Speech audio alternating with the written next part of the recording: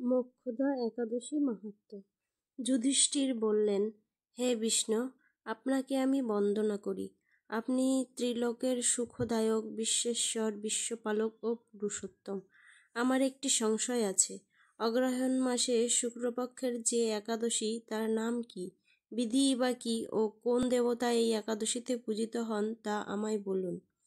শ্রীকৃষ্ণ বললেন, হে মহারাজ, আপনি উত্তম প্রশ্ন জিজ্ঞাসা করেছেন, যার মাধ্যমে আপনার যশ চতুর্দিকে বিস্তৃত হবে।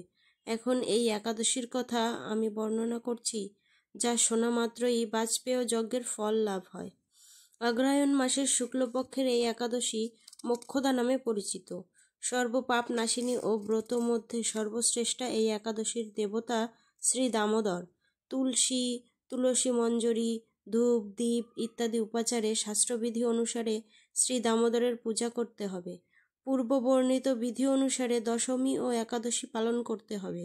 এই উপবাস দিনে স্তব, স্তুতি, নৃত্য, গীত আদি সহ রাত্রি জাগরণ করা কর্তব্য। হে মহারাজ, প্রসঙ্গক্রমে একটি অলৌকিক কাহিনী আমি বলছি।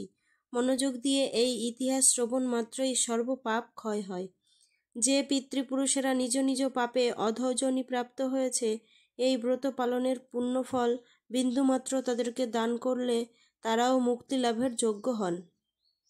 কোনো এক সময় মনোরম চম্পকনগরে বৈখানস নামে এক রাজা ছিলেন। তিনি ছিলেন সমস্ত বৈষ্ণব সদ্গুণে বিভূষিত। প্রজাদের তিনি পুত্রের মতো পালন করতেন। তার রাজ্যে বহু বেদজ্ঞ ব্রাহ্মণ বাস করতেন। রাজ্যের সকলেই ছিল বেশ সমৃদ্ধশালী। একবার রাজা স্বপ্নে দেখলেন যে তার পিতা নরকে পতিত হয়েছেন। তা দেখে তিনি অত্যন্ত বিস্মিত হলেন। পরদিন ব্রাহ্মণদের ডেকে বলতে লাগলেন, হে ব্রাহ্মণগণ, গত রাত্রিতে স্বপ্নে নরক যাতনায় পিতাকে কষ্ট পেতে দেখে আমার হৃদয় বিদীর্ণ হচ্ছে। তিনি আমাকে লক্ষ্য করে বলতে লাগলেন, হে পুত্র, তুমি আমাকে নরক সমুদ্র থেকে উদ্ধার করো। তার এই অবস্থা দেখে আমার অন্তরে সুখ নেই।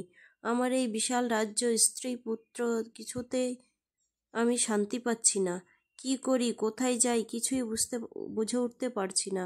আমার পূর্বপুরুষেরা মুক্তি লাভ করতে পারেন এমন কোনো পুণ্যব্রত, তপস্যা ও যোগের কথা আমাকে উপদেশ করুন।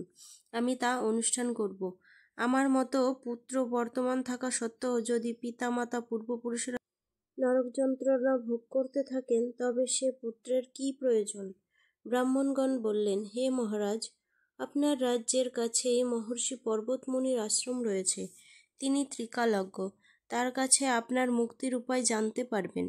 ব্রাহ্মণদের উপদেশ শ্রবণ করে মহাত্মা বৈখানস তাদের সঙ্গে নিয়ে সেই পর্বতমুনির আশ্রমে গমন করলেন। তারা দূর থেকে ঋষিবরকে সাষ্টাঙ্গ প্রণাম করে তার কাছে গেলেন। মুনিবর রাজার কুশল বার্তা জিজ্ঞাসা করলেন। রাজা বললেন, হে প্রভু, আপনার কৃপায় আমার সবই কুশল। তবে আমি একদিন স্বপ্নযোগে পিতার নরক যন্ত্রণা ও কাতর আর্তনাদ শুনে অত্যন্ত দুঃখিত ও চিন্তাগ্রস্ত হয়েছি।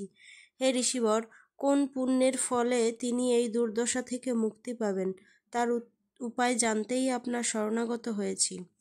রাজার কথা শুনে পর্বতমুনি কিছুক্ষণ ধ্যানস্থ হয়ে বললেন, হে মহারাজ, পূর্বজন্মে তোমার পিতা অত্যন্ত কামাচারী হওয়ায় এরকম অধোগতি লাভ হয়েছে। এখন এই পাপ থেকে মুক্তির উপায় বর্ণনা করছি। অগ্রহায়ণ মাসের শুক্লপক্ষের মোক্ষদা একাদশী পালন করে সেই পুণ্যফল পিতাকে প্রদান করো। সেই পুণ্য প্রভাবে তোমার পিতার মুক্তি লাভ হবে।